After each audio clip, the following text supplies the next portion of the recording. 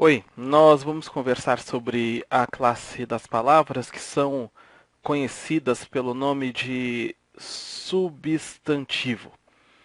E a primeira coisa que vem à mente de muitos quando se trata desse grupo de palavras, do substantivo, é que sua função primordial ou sua característica principal seria a de dar nome às coisas. Essa definição, porém, é um pouco imprecisa e é necessário avançar até na reflexão sobre o que o substantivo faz quando é inserido em um texto, para que a gente consiga lidar de uma maneira mais produtiva e mais útil com essa classe. Então, pensando em princípio nesse nomear as coisas, nesse dar nome às coisas, queria que você observasse essa paisagem aqui e pensasse em um nome que poderia ser dado a esse conjunto aqui de moradias. Bom, um primeiro nome que pode ser lembrado é a palavra favela. E também seria cabível aqui, para nomear o que você está vendo, a palavra comunidade. Mas volto a dizer, pensando naquilo que os substantivos fazem na comunicação, pensando no que os substantivos fazem no texto, será que a palavra favela e a palavra comunidade aqui se limitam a dar nome para algo que já fosse pré-existente? Parece que não. Até porque a palavra comunidade vem sendo usada para, de alguma maneira, atenuar os valores negativos que foram associados à palavra favela. Quer dizer, quando se fala em favela, se cria uma imagem para o ouvinte do seu texto, para o leitor do seu texto, que evoca falta de saneamento básico, que evoca violência, que evoca condições de vida bastante sofridas. Enquanto a palavra comunidade parece se associar muito mais a um modo de vida em que as pessoas estão mais próximas, em que as pessoas têm até laços de amizade mais fortes. A ideia de comunhão aqui é evocada pela palavra comunidade. Claro que a realidade em si não vai ser alterada pela troca do vocábulo. Os problemas de saneamento básicos não vão ser resolvidos trocando-se favela por comunidade. Mas a impressão que se cria do local a partir do nome, isso sim é bastante diferente. Não é à toa que alguém que queira amenizar os conflitos que existem nesse tipo de ambiente vai preferir a palavra comunidade à palavra favela. Nesse sentido, portanto, sempre tendo em mente os substantivos em uso, os substantivos nos textos, é possível afirmar que essa classe de palavra, o substantivo, vai além de dar nome. O substantivo cria uma interpretação sobre aquilo a que ele se refere. A palavra favela é um substantivo, a palavra comunidade é um substantivo, e a leitura que cada uma dessas palavras faz com que nós tenhamos sobre essa realidade, como você vê, é bastante distinta. Esse entendimento sobre o uso do substantivo nos textos é fundamental para que se possa fazer uma leitura mais crítica. É o que eu vou convidar você a fazer nesse exemplo que segue. É o título de uma notícia e ele diz assim: menor é detido após assalto com arma de brinquedo na Zona Sul. Na sequência, eu queria que você comparasse esse título ao próximo, que diz: adolescente pega carro escondido do pai e provoca acidente em São Paulo. Bom, nos dois casos, se trata aqui de jovens, e esse adolescente, segundo a notícia, que pode ser encontrada na íntegra nesse link aqui, era também um menor de idade, não é? E tanto esse adolescente quanto esse menor estavam ali incorrendo em contravenções, né? Esse usando uma arma ainda que de brinquedo para cometer assaltos, e esse dirigindo sem habilitação e provocando um acidente na cidade de São Paulo. Bom, em ambos os casos, poderia ter sido usado o substantivo menor, tanto para esse que foi detido, quanto para esse que pegou o carro escondido. Também seria possível usar a palavra adolescente aqui, em adolescente detido após assalto.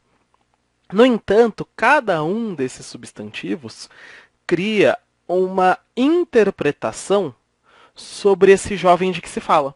Por quê? A palavra menor, esse substantivo, é muito associado ao universo jurídico, porque afinal de contas os menores de idade têm uma punição diferente dos maiores de idade.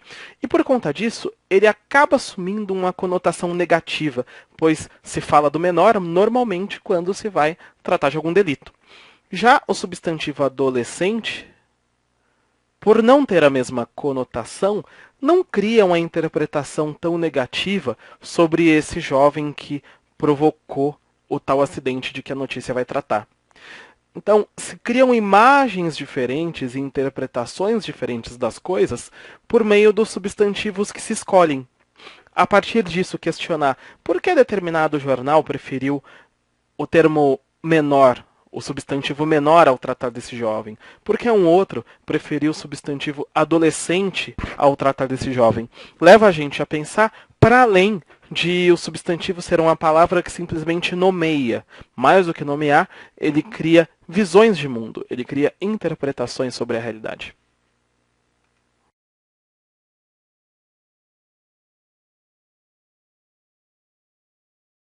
Bom, já que a expressão dar nome às coisas, como você viu, é vaga, é imprecisa, nós vamos analisar o substantivo de outra perspectiva. Partindo aqui de uma expressão simples, sabe? Imaginando um texto que falasse sobre uma comunidade, já que a gente acabou de lidar com esse termo, né? Uma comunidade pacífica. Isso podia ser o título de um texto dissertativo que tentasse definir o que é que poderia pacificar de fato uma realidade. Isso poderia ser uma reportagem mostrando uma comunidade em que as pessoas vivessem em comunhão. Né? Aqui em uma comunidade pacífica, quais são as características fundamentais que fazem da palavra comunidade o substantivo e que, por serem fundamentais, seriam características de qualquer substantivo, portanto. Bom, pensando de uma maneira ampla, devemos observar como é que o substantivo se relaciona com outras palavras em uma frase e, portanto, em um texto, como é que o substantivo se apresenta na sua forma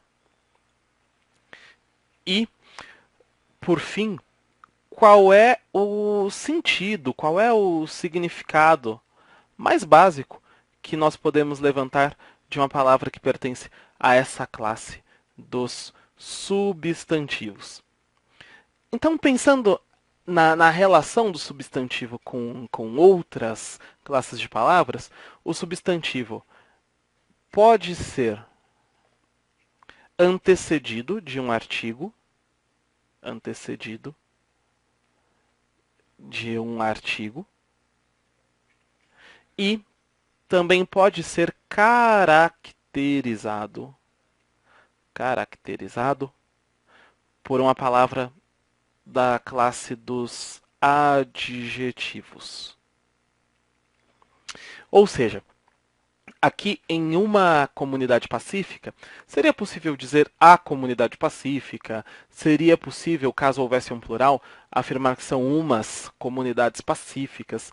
Essa palavra uma, que aqui serve para indicar que ainda não se trata de uma comunidade específica, mas se toma comunidade em um sentido mais genérico, pelo menos nesse momento do texto, é o que a gente chama de artigo.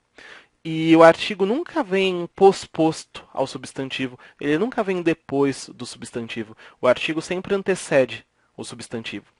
Aqui eu anotei que ele pode ser, que o substantivo pode ser antecedido de artigo, porque, é claro, se a palavra comunidade aparecesse aqui sozinha, né, se fosse simplesmente comunidade, o título, seria um substantivo ainda. Mas a possibilidade de que nesse espaço aqui, antecedendo o substantivo, haja um artigo, é própria do modo como essa classe se relaciona com as demais.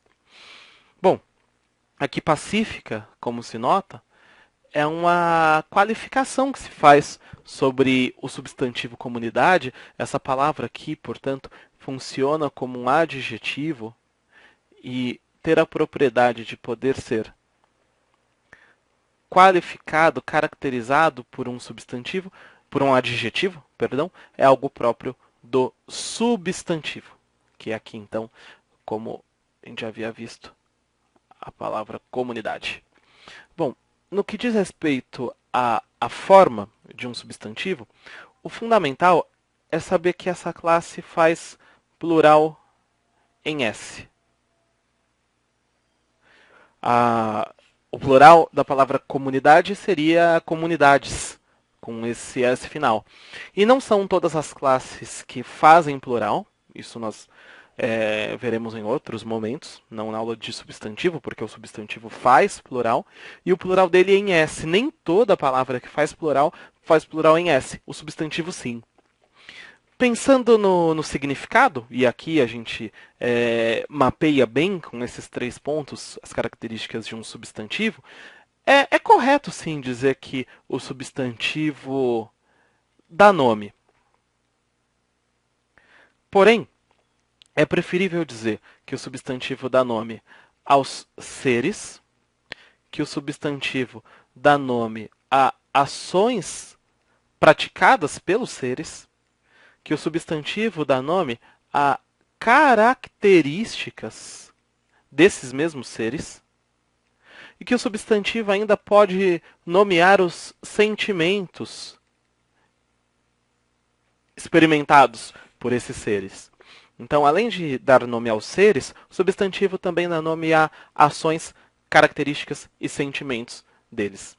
Até com base nisso é que se faz uma distinção entre aqueles substantivos que são concretos, que dão nome aos seres de fato, e aqueles que são abstratos, que não dão nome a algo que existe por si, né? Que o ser é aquilo que é, né? O ser tem esse nome por conta disso. Já as ações são praticadas pelos seres, são abstrações. As características são próprias dos seres, dependem dos seres para existir, são abstrações. Os sentimentos, a mesma coisa. De uma maneira sintética, portanto, é possível dizer que uma palavra que nomeie ser, ação de ser, característica de um ser, sentimentos de um ser, que faça plural em S e que caiba aqui nesse formato, antecedida por artigo e qualificada por adjetivo, vai ser uma palavra da classe dos substantivos. A gente poderia até aqui fazer uma espécie de teste com base nisso, não é? Tirando aqui a palavra comunidade e as outras associadas a ela, poderíamos recorrer a uma palavra que dá nome a uma ação. A palavra corrida, por exemplo, dá nome à ação de correr, não é? E tanto é verdade que é um substantivo a palavra corrida, que é possível tratar de uma corrida longa, em que uma aparece como artigo e longa qualifica essa corrida. Temos um substantivo, nesse exemplo, que dá nome a uma ação. Também seria possível, pensando em característica, mencionar aqui como substantivo a palavra beleza. E aí, se a gente dissesse que determinada pessoa detém a beleza maior,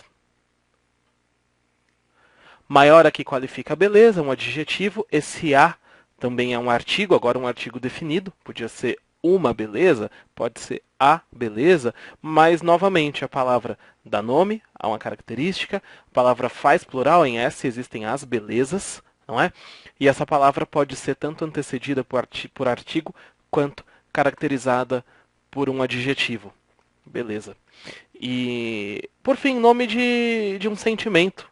Já que os substantivos nomeiam os sentimentos, podemos aqui citar como exemplo o amor, não é? Até aqui nós usamos substantivos femininos, né? Aqui muda um pouco, não é mais uma, o artigo naturalmente concorda com o substantivo. Pode ser o amor, pode ser um amor, e já que é um substantivo, cabe aqui um adjetivo, podia ser um amor perfeito. Bom, nesse novo exemplo, perfeito adjetivo qualifica o substantivo amor. Aqui o artigo um masculino antecede esse substantivo masculino também, amor. E, naturalmente, né, é uma palavra que dá nome, uma palavra que faz plural em S. Plural de amor seriam amores, não é? E, como você viu, antecedida por um artigo essa palavra, qualificada, caracterizada por um adjetivo, como é natural que aconteça, como pode acontecer com um substantivo.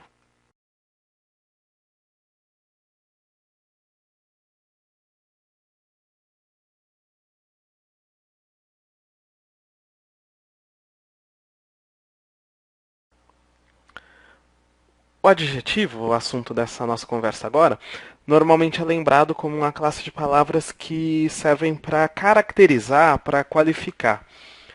Embora isso não seja propriamente incorreto, também não é possível dizer que com essa noção mais vaga é possível identificar as palavras dessa classe. Então, para que a gente possa lidar de uma maneira mais precisa com o adjetivo, identificar de uma maneira mais segura, é importante saber que as palavras dessa classe, que o adjetivo liga-se sempre a um substantivo, liga-se sempre a substantivo, e aqui é possível dizer com segurança, não há exceção nisso, é propriedade do adjetivo ser ligado a um substantivo, a palavra que funciona como adjetiva tem essa característica. Além de se ligar a um substantivo, o adjetivo concorda com ele e ainda o caracteriza, o qualifica. Bom, com essa definição, estão em destaque três aspectos do adjetivo. O primeiro é a relação. Como o adjetivo se relaciona com outras palavras em uma frase, em um texto. Além disso, a forma aqui é levada em conta nessa definição, porque uma propriedade dessa classe dos adjetivos é poder mudar de forma. O adjetivo pode ficar no plural para concordar com o substantivo plural, o adjetivo pode ficar no masculino ou feminino em função de um substantivo masculino ou feminino, e até quando se diz aqui que esse adjetivo qualifica, quando se diz que ele caracteriza um substantivo, o que se tem em foco é o significado, uma propriedade semântica dessa classe de palavras. Aqui, dizer que o adjetivo qualifica é um modo de dizer que ele torna mais precisa a referência do substantivo. Ao se apresentar uma qualificação, ao se apresentar uma característica daquele substantivo, se diz a qual elemento se refere com mais propriedade àquela palavra. Bom, para analisar o funcionamento disso, a gente vai aqui a um texto do escritor Carlos Drummond de Andrade, que leva o título Os Diferentes. Quero ler com você. Descobriu-se na Oceania, mais precisamente na ilha de Ocevalep, um povo primitivo, que anda de cabeça para baixo e tem vida organizada. É aparentemente um povo feliz, de cabeça muito sólida e mãos reforçadas. Vendo tudo ao contrário, não perde tempo, entretanto, em refutar a visão normal do mundo. E o que eles dizem com os pés dá a impressão de serem coisas aladas, cheias de sabedoria. Uma comissão de cientistas europeus e americanos estuda a linguagem desses homens e mulheres, não tendo chegado ainda a conclusões publicáveis. Alguns professores tentaram imitar esses nativos e foram recolhidos ao hospital da ilha. Os cabecenses para baixo, como foram denominados à falta de melhor classificação, têm vida longa e desconhecem a gripe e a depressão. Bom, aqui nesse texto em que o escritor Drummond, numa leitura mais profunda, é possível dizer, brinca com a noção de visão de mundo, né? Quando ele destaca, por exemplo, que esse povo, né, tido como primitivo, que anda de cabeça para baixo, não perde seu tempo refutando a visão normal do mundo. Quer dizer, eles têm uma visão diferente da do mundo e respeitam a visão que é normalmente tida como correta, ou pelo menos como aparece aqui no texto, como normal. Bom, o fragmento, como você vê, ele se dedica, praticamente como um todo, a qualificar, a caracterizar esse tal povo que aqui é tido como os diferentes, não é? No entanto, não são todas as palavras usadas para essa caracterização que podem se agrupar, que podem ser inseridas na classe dos adjetivos. Bom, o que seriam aqui dessas palavras todas as que têm função adjetiva? Uma palavra como essa, organizada, seria um exemplo. Pensando primeiro em como ela se relaciona com outras no texto. Organizada aqui se associa à vida. Essa palavra vida aqui é um substantivo. E essa outra que qualifica esse substantivo, caracteriza, né, essa vida, essa palavra que concorda com esse substantivo, vida é uma palavra do feminino, organizada, apareceu aqui também no feminino. Essa palavra, por essas características todas, pode sim ser inserida na classe dos adjetivos. É a mesma coisa que acontece aqui na expressão um povo primitivo. A palavra povo é o substantivo que aparece com a caracterização dessa palavra aqui, que está no masculino e no singular para concordar com o povo. Se fosse uma população, seria uma população primitiva no feminino. Se fossem povos, seriam povos primitivos, né, no plural. E aqui, primitivo, portanto, se associa àquele substantivo, qualificando mais uma palavra aqui que pode ser inserida na classe dos adjetivos. É o que se dá aqui quando se diz que é um povo feliz. Feliz qualifica esse substantivo povo.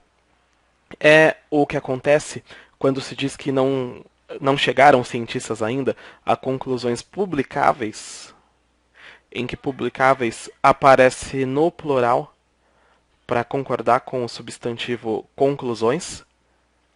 Aqui mais um caso de adjetivo. Uma classe de palavras que nós conseguimos identificar analisando três características básicas. Com que palavras se relacionam? Se relaciona com substantivo, é uma propriedade do adjetivo. Como é essa relação? Concorda com o substantivo? Mais uma propriedade do adjetivo. Qualifica esse substantivo? Mais uma propriedade dessa classe de palavras. Bom, ainda na identificação do adjetivo, um último dado aqui que pode ser acrescentado é a noção de locução adjetiva. O que vem a ser uma locução adjetiva? O termo locução em gramática é reservado para os casos em que nós temos mais de uma palavra desempenhando uma função que normalmente poderia ser desempenhada por uma palavra apenas. Um exemplo. Se tivéssemos uma expressão simples do cotidiano, carne bovina, aqui nessa expressão, bovina seria um adjetivo do substantivo carne. Em vez de dizer que determinada carne é uma carne bovina, é possível dizer que ela é uma carne de boi. Veja que aqui essas duas palavras, a preposição de, substantivo boi, qualificam esse substantivo carne com um sentido bastante próximo da palavra bovina. Digo bastante próximo porque há uma diferença de efeito, né? A locução soa mais da linguagem cotidiana do que o substantivo, do que o adjetivo propriamente dito.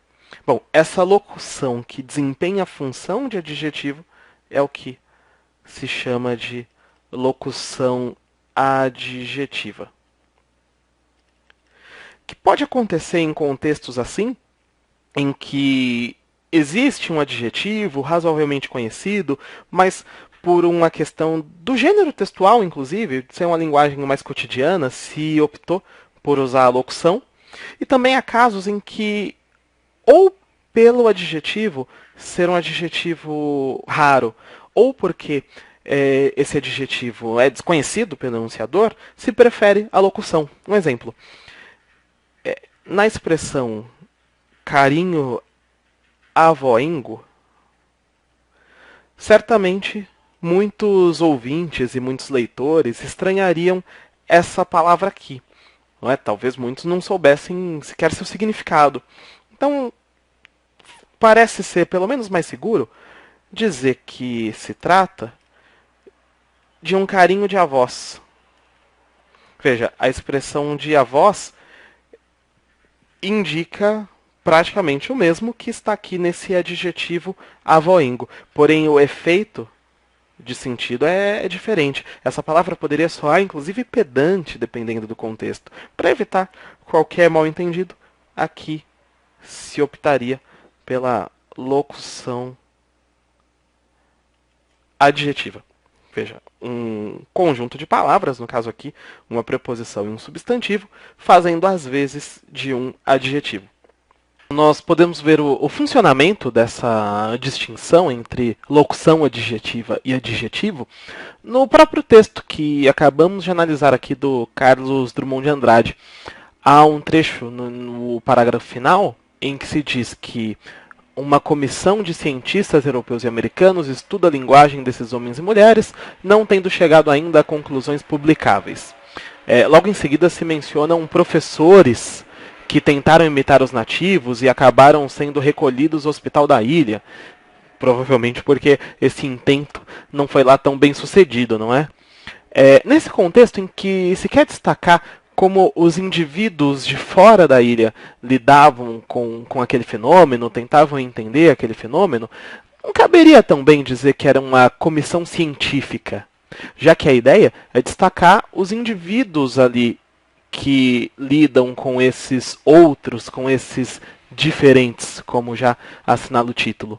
Então, aqui, o que acontece é que essa preposição de, mas esses substantivos cientistas acabam juntos qualificando a comissão. Não é?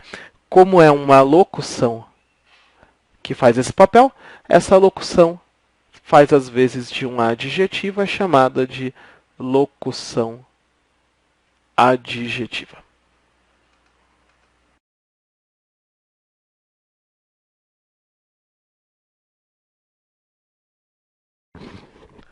Nessa nossa conversa sobre o adjetivo, vamos destacar agora a relação que existe entre a posição que ele ocupa em uma frase e os efeitos de sentido que são decorrentes dessa colocação do adjetivo. Para isso, eu te convido a ler esse trecho da canção Podres Poderes, composta pelo Caetano Veloso, em que se diz assim: enquanto os homens exercem seus podres poderes, motos e fuscas avançam sinais vermelhos e perdem os verdes, somos uns boçais.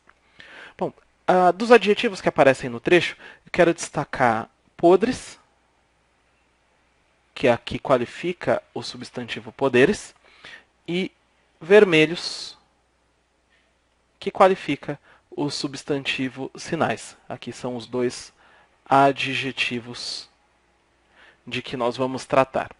Pensando na posição, que aqui é o nosso foco, se nota uma diferença. Enquanto podres aparece antes do substantivo, então aqui é um caso de adjetivo anteposto, o outro adjetivo vermelhos aparece depois do substantivo, um caso de substantivo posposto. Então, essa segunda posição aqui, o adjetivo depois do substantivo, é a mais comum. E justamente porque ela é mais comum, ela se associa a um efeito de maior objetividade. Objetividade. Se nós consideramos aqui o contexto, os sinais vermelhos são o indicador de que as motos e os fuscas não poderiam avançar, não é? É o sinal de trânsito que pode assumir as cores verde, amarelo e vermelho. Então aqui não é possível identificar uma visão particular, subjetiva, específica do enunciador, não é? Inclusive o sinal precisa ser bastante objetivo ao indicar a hora de avançar e a hora de parar. Não é? Dá para dizer que esse efeito de objetividade do adjetivo posposto é coerente com o sentido que se busca atingir aqui. Já enquanto os homens exercem seus podres poderes, lembrando inclusive que podres poderes é o título da canção, o que se destaca é o julgamento do enunciador sobre os poderes que tais homens exercem. Já que é o julgamento dele que se destaca, é coerente reforçar, enfatizar esse julgamento com a anteposição do adjetivo. O que acontece é que, como a posição comum é o adjetivo posposto, ele só sai dessa posição corrente, ele só é anteposto quando se busca destacar esse efeito de subjetividade. Ou seja, embora o significado dessas palavras não se altere, a posição é fundamental para os efeitos de sentido construídos em um texto.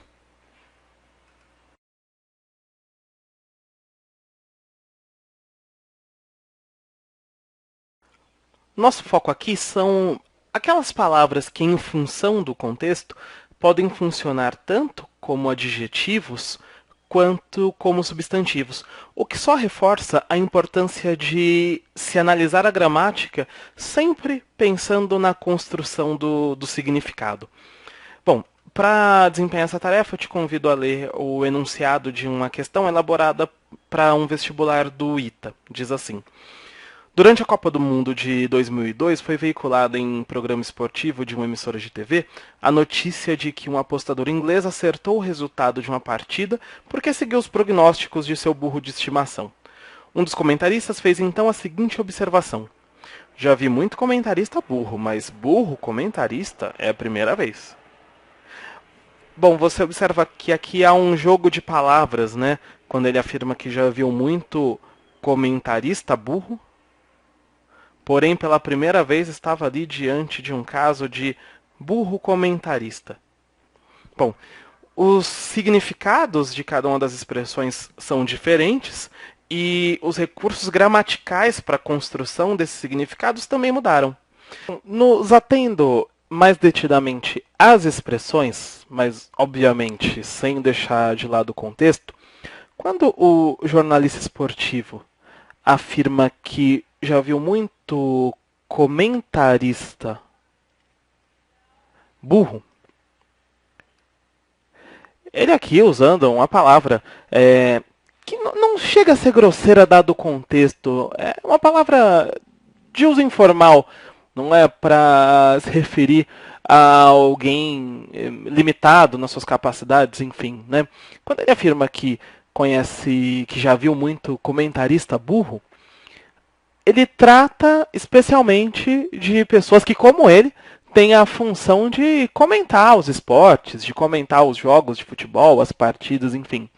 Não é a mesma coisa quando ele diz que pela primeira vez vê um burro comentarista, já que o burro comentarista seria o animal de estimação, não é, desse apostador inglês que teria ajudado seu dono a acertar, né, por conta dos seus prognósticos, né, quais seriam os resultados das partidas. Então, se a gente aqui se ativer as características semânticas, que é o que está mais em jogo, das classes de palavras, é possível dizer que em comentarista burro, o termo que dá nome a um ser é comentarista. Nós temos aqui, portanto, o substantivo. Enquanto na segunda expressão, já que se trata de um animal de estimação, de um apostador inglês, um animal de estimação em comum, inclusive, né? aqui a palavra burro, portanto, é que dá nome a um ser, é que funciona como substantivo. E, nessa primeira expressão, o tal comentarista tem a característica de ser burro, segundo o texto daquele enunciado do vestibular. Então, essa palavra caracteriza o substantivo, essa palavra tem aqui o funcionamento de adjetivo. É diferente do que acontece na segunda expressão, em que burro, como você já viu, é o substantivo e comentarista passa a atuar como adjetivo. Afinal de contas, esse animal de estimação, esse ser, esse burro, tem a capacidade de fazer prognósticos sobre as partidas de futebol, tal como um comentarista esportivo faria. Comentarista aqui tem a função de adjetivo, desempenha o papel de adjetivo em relação ao substantivo burro. Então, como se nota, algumas palavras podem mudar a sua classe gramatical em função do contexto de uso. É importante levar em conta os significados sempre antes de identificar se essa palavra é um substantivo ou um adjetivo.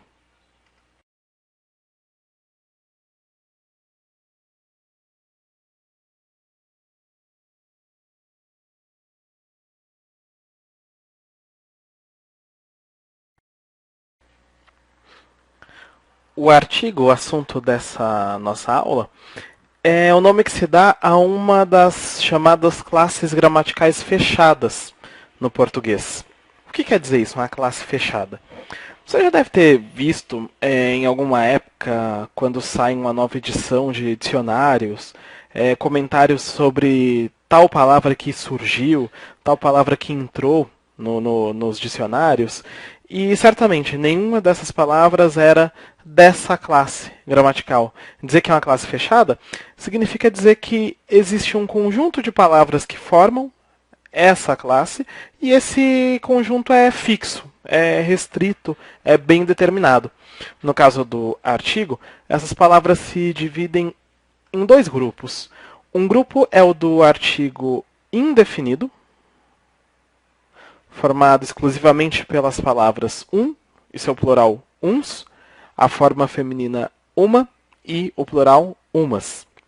E além dos artigos indefinidos, existem ainda os artigos definidos. Desse conjunto, o conjunto do artigo definido, fazem parte as palavras o e os, né, mas singular e plural, e também no feminino a e as, ainda singular e plural. A grande diferença de artigo indefinido para artigo definido reside no fato de que os indefinidos vão identificar que o substantivo antecedido por essas palavras não é de conhecimento compartilhado entre os interlocutores. É o que nós podemos chamar em um texto de uma informação nova. Enquanto o artigo definido indica que aquele substantivo é tratado como de conhecimento compartilhado pelos interlocutores, o que nós poderíamos chamar de informação velha. Para exemplificar isso, eu te convido a ler essa tira que foi publicada no livro Abobrinhas da Brasilônia, do cartunista Glauco, e teve aqui esse livro, sua primeira edição, em 1985. Aqui é uma charge, um gênero textual sincrético, né, em que se misturam elementos não verbais, como você vê aqui, o carro de polícia transportando o criminoso, aqui um conjunto de policiais, né, é o que se vê na imagem, e também elementos verbais, porque um dos policiais diz aqui ao detento, né, ao prisioneiro: pode sair, você vai fazer uma tentativa de fuga. Bom, diante dessa charge, como é comum nesse gênero textual, se espera que o leitor evoque um certo conhecimento de mundo, um certo repertório cultural, para dar sentido a isso que foi lido aqui. E além de evocar determinado conhecimento de mundo, é fundamental analisar como as palavras se relacionam com a imagem para construir o significado, não é? Numa leitura equivocada, muita gente diria que o grande tema aqui é a corrupção da polícia, porque os policiais estariam abrindo a porta da viatura para permitir que o bandido fugisse. No entanto, para que isso fosse verdade, para que o tema fosse de fato a corrupção dos policiais, seria necessário que esse criminoso tivesse oferecido alguma vantagem, algum benefício para que a fuga fosse facultada, fosse permitida. Não se trata disso. Quando o policial diz que esse prisioneiro, esse detento, vai fazer uma tentativa de fuga, aqui nós temos um exemplo de artigo indefinido.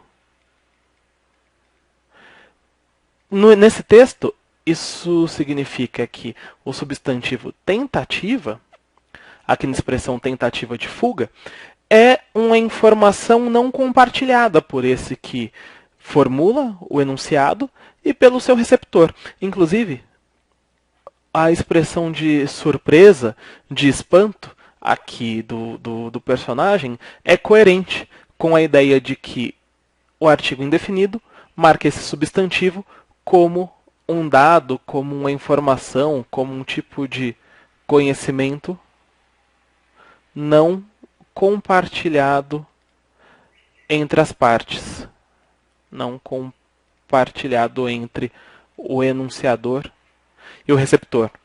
Isso nos leva, então, a entender que a charge trata de um outro problema. Não é a corrupção policial o tema de que se trata, mas a violência policial.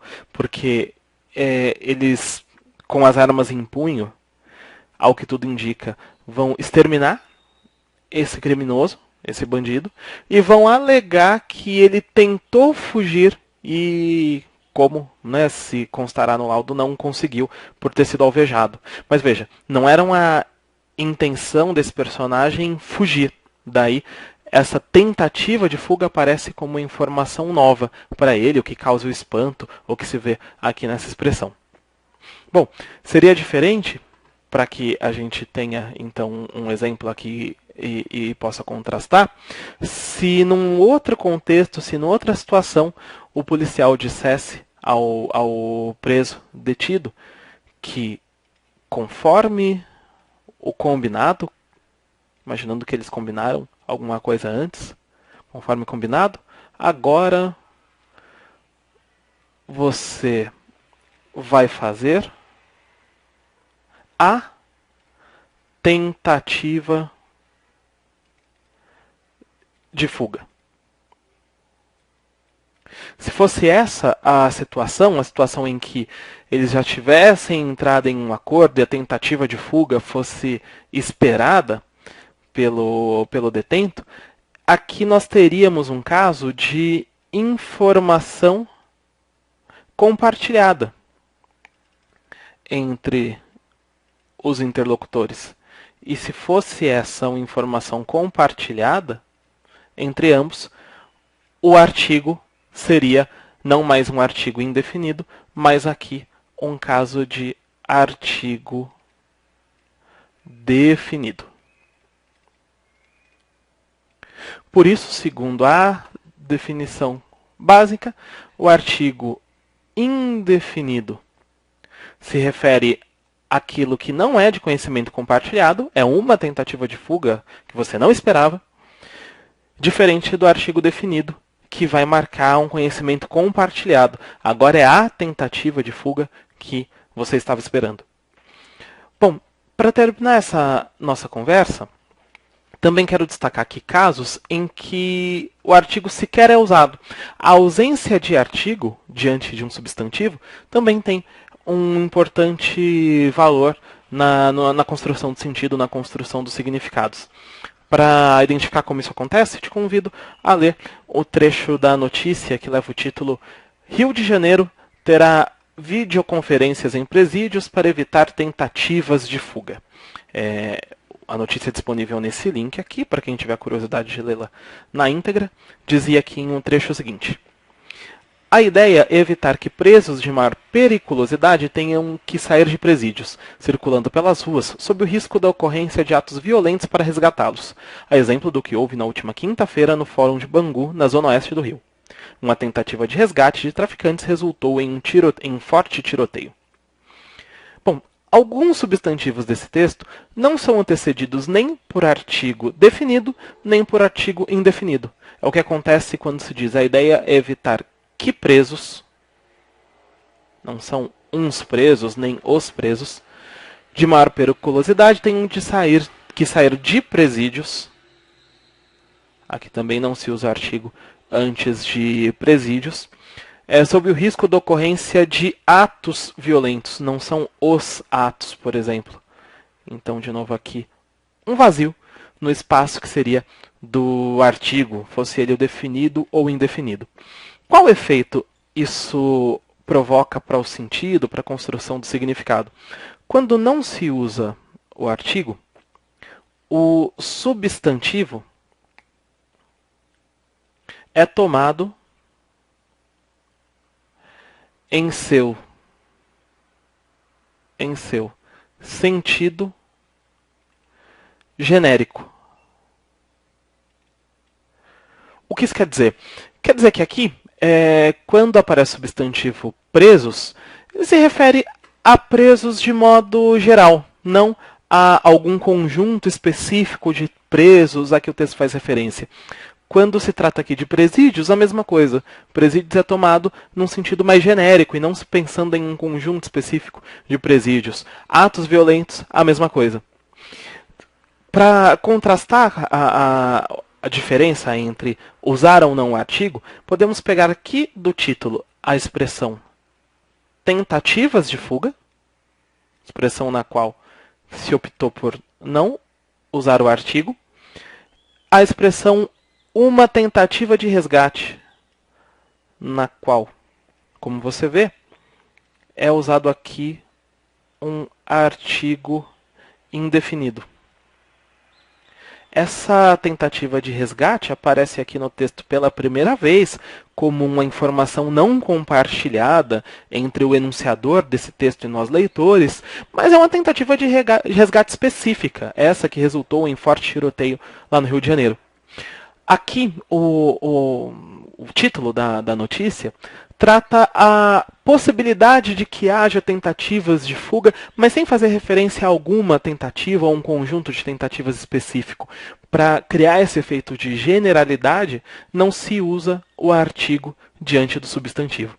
Então, além daquela distinção entre artigo definido e artigo indefinido, a ausência de artigo também é um dado importante sobre essa classe de palavras.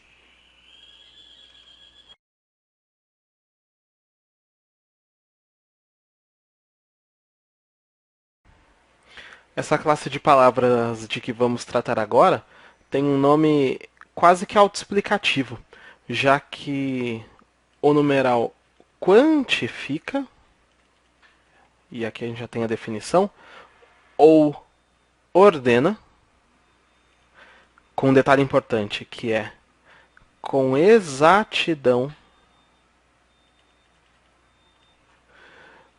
o substantivo.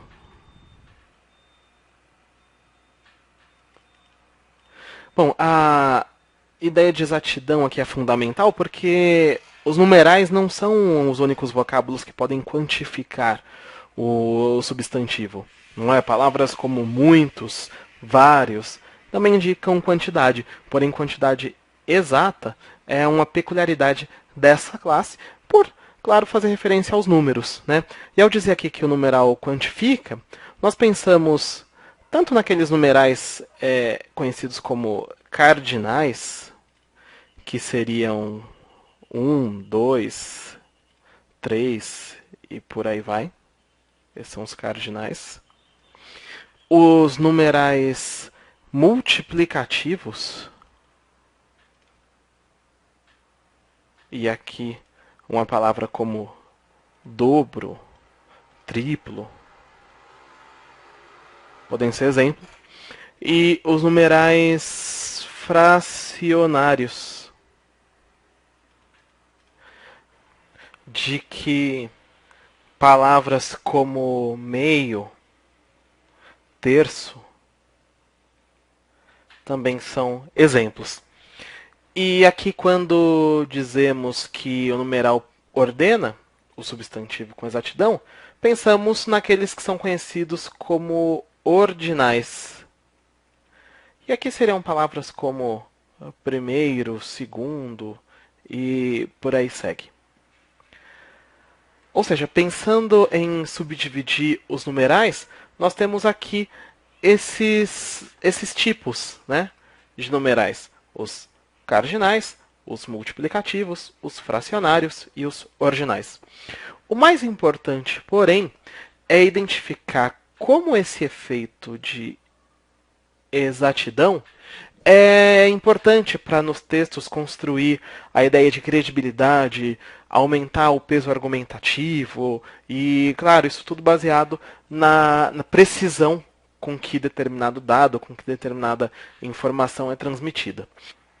Para analisar isso, eu te convido a ler o fragmento de uma notícia publicada, como se vê ali na indicação, pela EBC Agência Brasil com o título Cultura machista está impregnada na sociedade brasileira, diz socióloga. A revelação de que a maioria dos brasileiros concorda que o comportamento da mulher pode motivar o estupro comprova que a cultura machista está impregnada nos homens e nas mulheres da sociedade brasileira, segundo a socióloga Nina Madsen, integrante do Colegiado de Gestão do Centro Feministas de Estudos e Assessoria, CFEMIA. Bom, como você observa aqui, maioria indica a quantidade, quando se afirma que a maioria dos brasileiros concorda. Mas essa palavra não é um exemplo de numeral, já que essa quantidade não é a quantidade exata. Fora isso, afirmar que a maioria dos brasileiros concorda com uma ideia tão questionável, uma ideia tão reprovável, não é? Também é algo que carece de precisão. Como transformar em argumento viável essa ideia de que a cultura machista está impregnada nos homens e nas mulheres da sociedade brasileira, usando quantidades para isso? O caminho seria fazer uso de numerais. Tendo a pesquisa à mão e conseguindo mostrar com dados mais convincentes que a maioria dos brasileiros pensa dessa maneira, se defende essa tese de que a cultura machista está de fato impregnada no nosso universo. Bom, a sequência do texto fazia exatamente isso.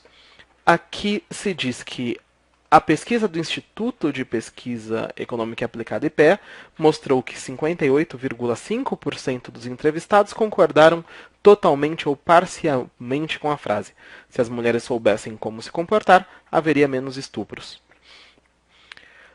Se a afirmação de que a maioria das pessoas pensa dessa ou daquela maneira soa vaga, imprecisa, até um pouco subjetiva, a informação de que 58,5% delas pensam de tal modo tem um efeito muito mais convincente pela objetividade que o numeral transmite. Então, o efeito de precisão, o efeito de exatidão, o efeito de objetividade que os numerais promovem em um texto contribuem para se aumentar o peso argumentativo dos dados apresentados na defesa de uma tese. É uma importante função que o numeral desempenha na construção do significado.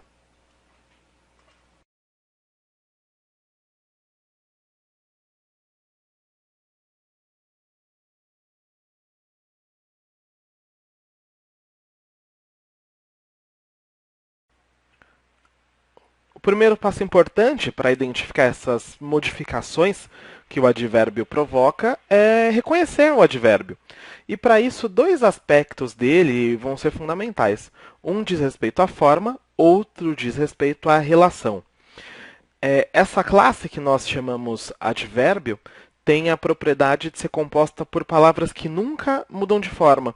Então, é possível dizer que o advérbio é uma palavra invariável, ou seja, ele não sofre modificações para indicar masculino ou feminino, singular ou plural, não varia, não muda de forma. No que diz respeito à relação, é fundamental saber quem é que o advérbio modifica. E aí, as possibilidades são 4. O advérbio pode modificar um verbo, o advérbio pode modificar um adjetivo, o advérbio pode modificar até mesmo um outro advérbio, e por fim, o advérbio pode modificar um enunciado como um todo.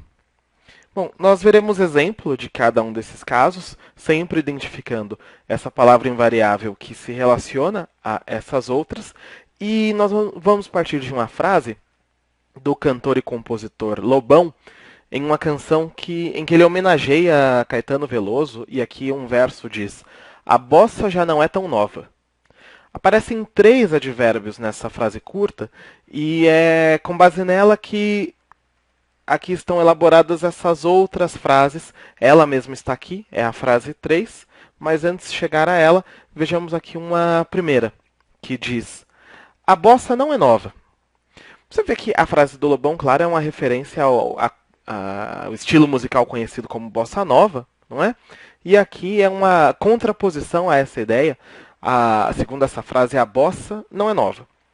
Bom, essa palavra não aqui é ligada a um verbo, no caso é o verbo ser, e não é difícil observar que ela modifica o sentido desse verbo. Afinal de contas, não ser é exatamente o oposto de ser. Essa modificação do verbo é provocada aqui por um advérbio. Na segunda frase, a bossa não é tão nova. O advérbio que eu quero destacar é esse tão, que está associado agora à palavra nova, que não é mais um verbo, como no exemplo anterior. Agora nós temos um caso em que se modifica um adjetivo. Afinal de contas, nova está aqui no feminino e no singular para concordar com bossa, não é? A bossa não é tão nova, é o que se afirma agora com esse acréscimo de um advérbio. Uma coisa importante observar é que a alteração de uma frase para outra é mais substancial do que talvez pareça num primeiro momento. Observe, ao se afirmar que a bossa não é tão nova, se afirma que a bossa é nova, só não é tão nova quanto possa parecer. É diferente da frase anterior em que a bossa é velha. Afirmar que a bossa não é nova equivale a afirmar que ela envelheceu, que ela é velha. Afirmar que a bossa não é tão nova não equivale a dizer que ela é velha. Ela continua sendo nova, só não numa intensidade maior. Bom, essa alteração, como se nota, é o acréscimo do advérbio tão que provoca. Em "a bossa já não é tão nova", que é o verso de Lobão, quero destacar aqui esse advérbio já, que modifica esse outro advérbio não. Então aqui nós temos um caso em que um advérbio é modificado por um outro advérbio. Esse já aqui indica que no passado a bossa foi tão nova, hoje já não é tão nova. Essa mudança em função do tempo que fica aqui pressuposta nesse já. E por fim, sinceramente, a bossa envelheceu? Apresenta um advérbio que agora se refere não a uma palavra específica da frase, mas a todo esse enunciado: a bossa envelheceu.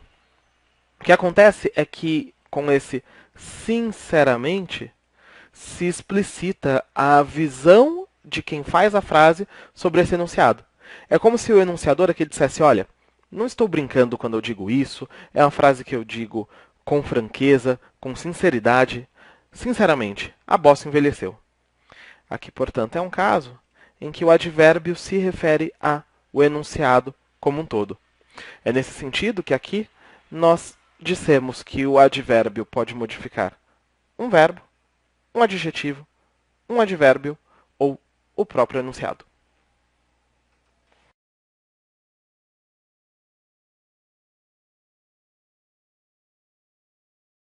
Continuando com a nossa meta de não confundir palavras adverbiais com palavras de outras classes, aqui vamos destacar, sobretudo, como não confundir um termo de função adverbial com um termo de função adjetiva. É tarefa relativamente simples se a gente se lembrar de algumas coisas. Primeiro, o adjetivo é uma classe de palavras ligadas sempre a substantivos, não é? E esse adjetivo concorda com o substantivo. Se o substantivo é masculino, o adjetivo é masculino. Se o substantivo é plural, o adjetivo é plural. O advérbio é diferente. Acabamos de ver aqui que o advérbio é uma palavra invariável. Ele não pode mudar de forma para indicar masculino ou feminino, singular ou plural. Fora isso, na relação com outras palavras, o advérbio se liga a verbo, a adjetivo e a advérbio. Portanto, não a substantivo. Analisando forma e relação, não há como confundir uma palavra de função adverbial com uma palavra de função adjetiva. Vejamos aqui esse exemplo.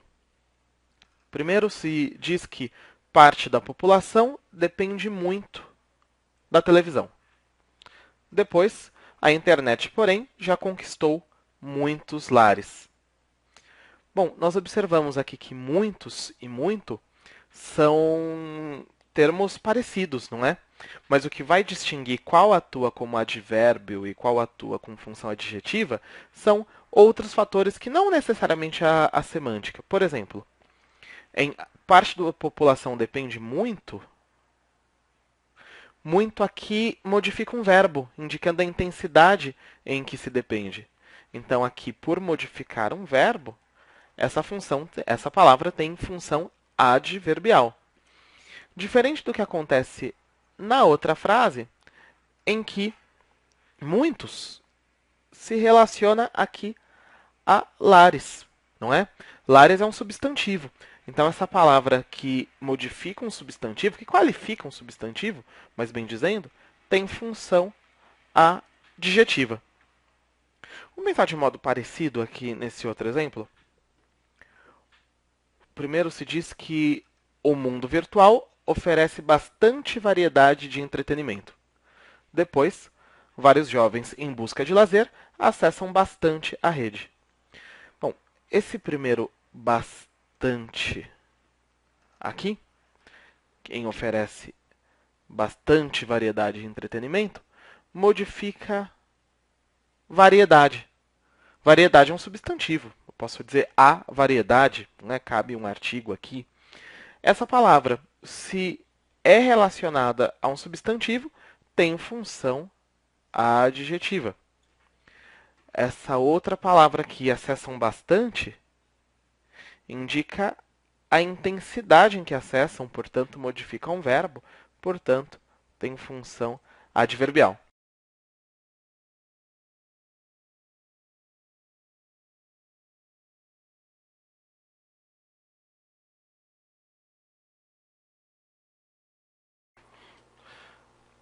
Nós vamos começar com a frase de exemplo. Imagine uma situação, um contexto, em que um amigo tivesse negado ao outro o empréstimo de um carro, e esse que recebeu a negativa, chateado, pergunta: Poxa, mas você não confia em mim? E o outro dissesse: Em você eu confio. Em você eu confio. Mas o carro está ruim. Bom, a partir dessa frase, eu vou te apontar aqui dois usos de conectores para que a gente comece a nossa conversa. Você consegue perceber pelo sentido que essa palavra você, aqui em você eu confio, se associa ao verbo confiar. Por que é possível perceber essa relação? Porque quem confia, confia em alguém, confia em alguma coisa. Então veja, embora a palavra você não esteja próxima, ao lado, mais aproximada do verbo confiar, é possível identificar que você e confio se relacionam porque existe aqui uma palavra, esse em, fazendo essa espécie de conexão entre esse verbo confiar e essa palavra que vai completar o seu sentido. Por isso é possível dizer que em aqui desempenha esse papel de conector, por relacionar aqui diferentes palavras, você e confio. Os conectores ora relacionam termos dentro de uma oração, ora relacionam orações inteiras. Aqui, em você eu confio, é uma oração. Em o carro está ruim, nós temos outra oração. E quem faz essa relação de uma oração com outra é esse conector mas que aparece aqui. Mais importante ainda observar é que, além de relacionar em você eu confio, o carro está ruim, o conector mas indica que tipo de relação que existe entre essas duas orações. No caso, uma relação de contraste, uma relação de oposição, marcada também aqui por um conector. Bom, sendo assim, já é possível adiantar que os conectores são de diferentes naturezas. Uns conectores são da classe de palavras que nós chamamos preposição, e o que as preposições fazem normalmente é relacionar termos de uma mesma oração. Diferente do que costuma acontecer com a classe das conjunções. A conjunção relaciona orações entre si. Você observou aqui que há uma relativização, não é? A preposição normalmente relaciona termos da oração. As conjunções, na maioria das suas ocorrências, relacionam orações entre si, porque há exceções a esses casos. É possível que uma preposição relacione orações entre si, e há poucos casos em que a conjunção relaciona termos na oração. O que é importante, porém, muito mais do que identificar com precisão se é uma preposição ou uma conjunção de que se trata, é identificar essas palavras em um texto, fazendo essas relações entre as passagens para garantir a coesão, para garantir a progressão, para garantir que as partes do texto se relacionem, formando de fato um todo. Para que a gente tenha aqui um exemplo um pouco mais elaborado, recorri a um texto literário. Aqui é um conto intitulado A Armadilha, do qual temos um trecho. E nessa primeira versão, como você nota, ficaram aqui lacunas. Não é? Lacunas que, como você vê, vão fazer falta, vão prejudicar a fluência, a progressão textual. Alexandre Saldanha Ribeiro desprezou o elevador e seguiu escada, a volumosa mala que carregava e o número de andares a serem vencidos, 10. Essas lacunas, você pode observar, fazem com que a leitura fique no mínimo truncada. Se houvesse palavras aqui que ligassem esses outros termos, por exemplo, uma palavra que ligasse seguiu a escada, essa leitura ficaria mais fluente, a progressão textual ganharia bastante. No caso, para deixar evidente que a escada foi o lugar através do qual, ao longo do qual Alexandre Saldanha Ribeiro seguiu, a preposição por seria mais indicada. Para dizer que ele seguiu por a escada, na verdade nós teríamos a forma pela. Desprezou o elevador e seguiu pela escada. Para preencher essas outras lacunas, há uma relação de sentido que é bem importante observar. Ele abriu mão de subir pelo elevador, que seria bem mais prático e confortável, para subir 10 andares carregando essa volumosa mala. Para indicar que há um contraste entre desprezar o elevador e carregar uma mala volumosa, aqui a preposição, ou para ser mais exato, a locução prepositiva apesar de, é a indicada. apesar da volumosa mala que carregava e apesar do número de andares. Não é necessário repetir aqui apesar do número, simplesmente esse de já indica que apesar fica aqui implícito, apesar do número de andares a serem vencidos. Estamos aqui no campo das preposições, que, como você vê, ao relacionar palavras, termos dentro da oração, deixam clara a relação de sentido e melhoram a fluência do texto.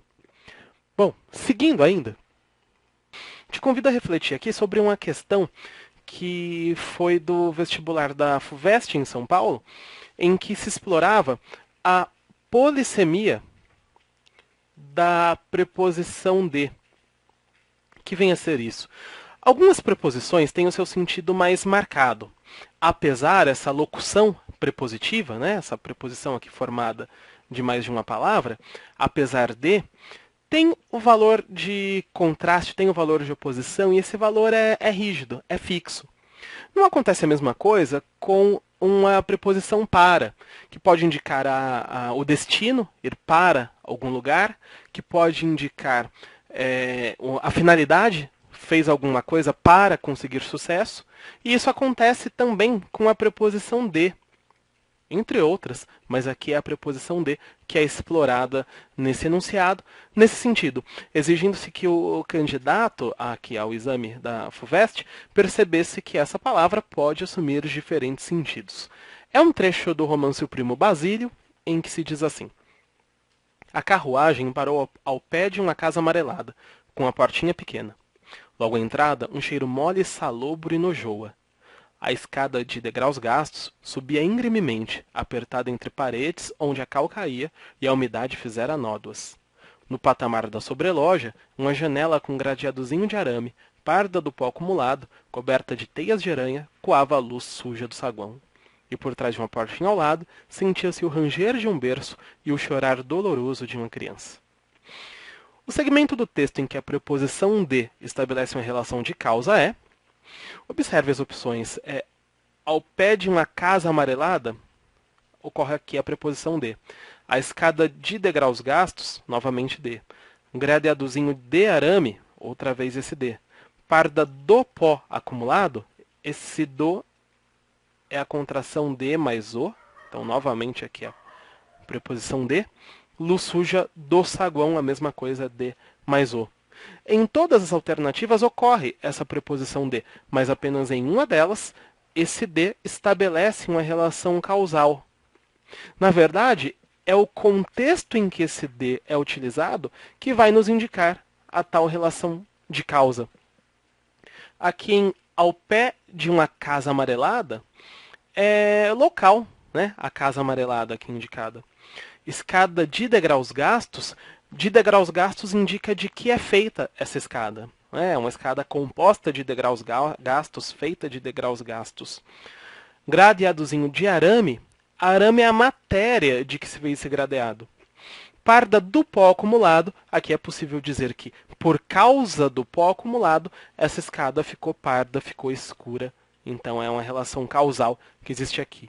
Em luz suja do saguão é o lugar em que a luz está suja, né? De onde vem a luz suja. Então, como se nota, a preposição de é uma das preposições que podem assumir vários sentidos, que é, portanto, polissêmica.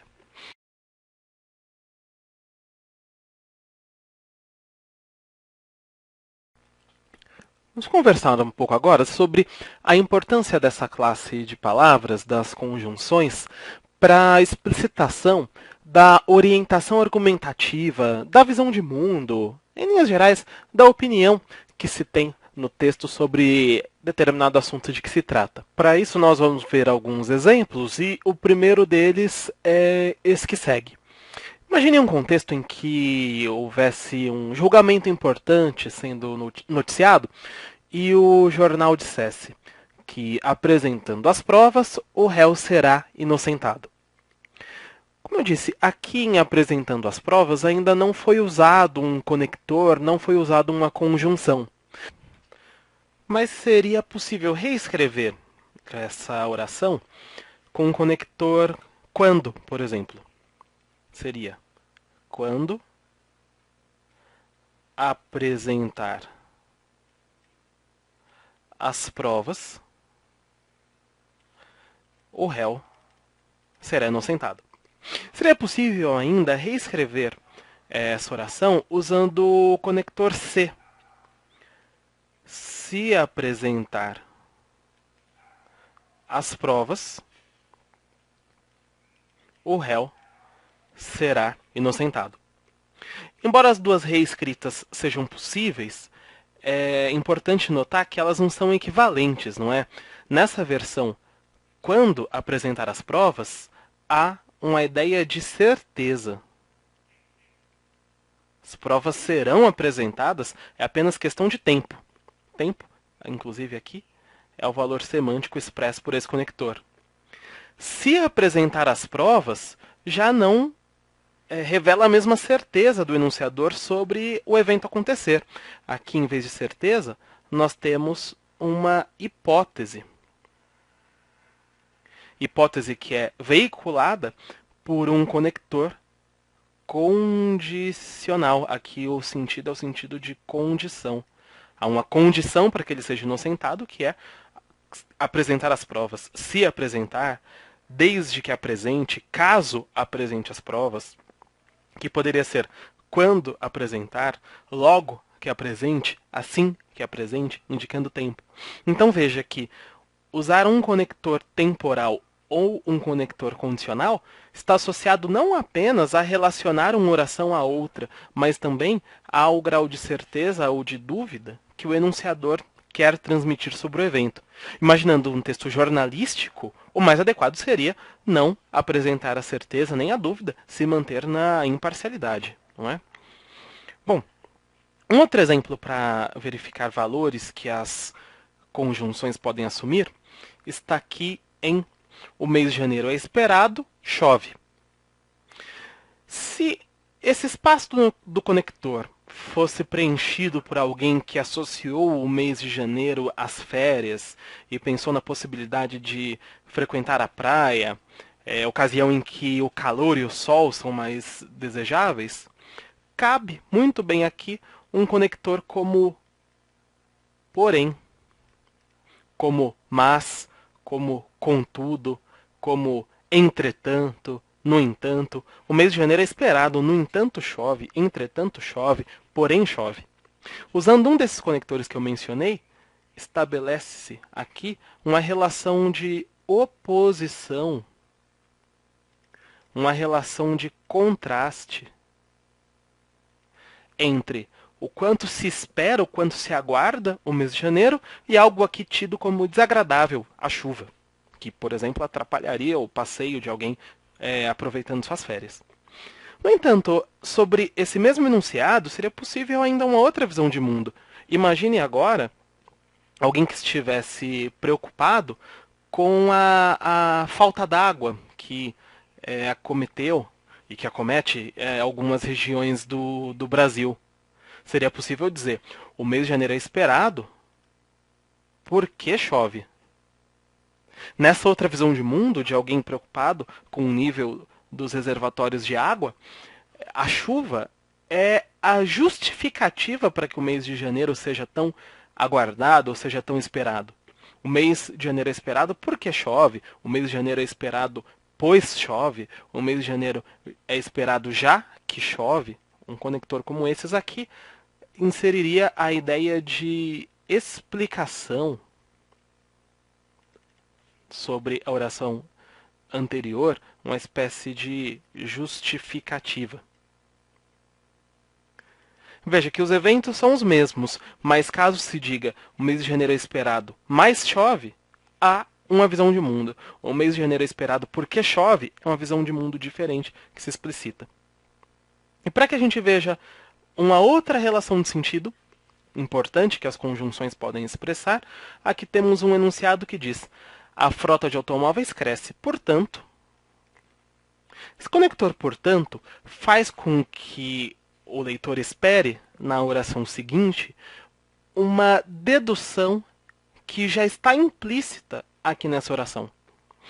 De alguma maneira, quando eu digo a frota de automóveis cresce, portanto, já surge na sua imaginação qual é a sequência aqui dessa frase. Algo como: a frota de automóveis cresce, portanto, os engarrafamentos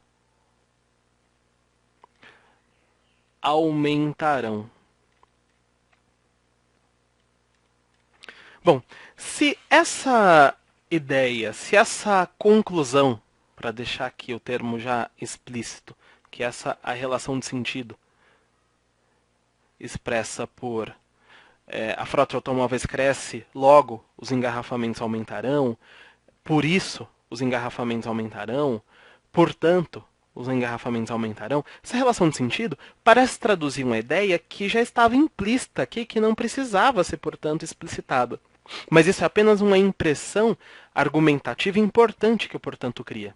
Porque essa visão de que os engarrafamentos ficarão maiores é uma visão de mundo que, por mais coerente que seja, poderia ser questionada. Imagino que um secretário de transportes de alguma instância governamental tentasse questionar, dizendo que a frota de automóveis cresce, porém as obras que acompanham esse crescimento estão sendo executadas e por aí segue.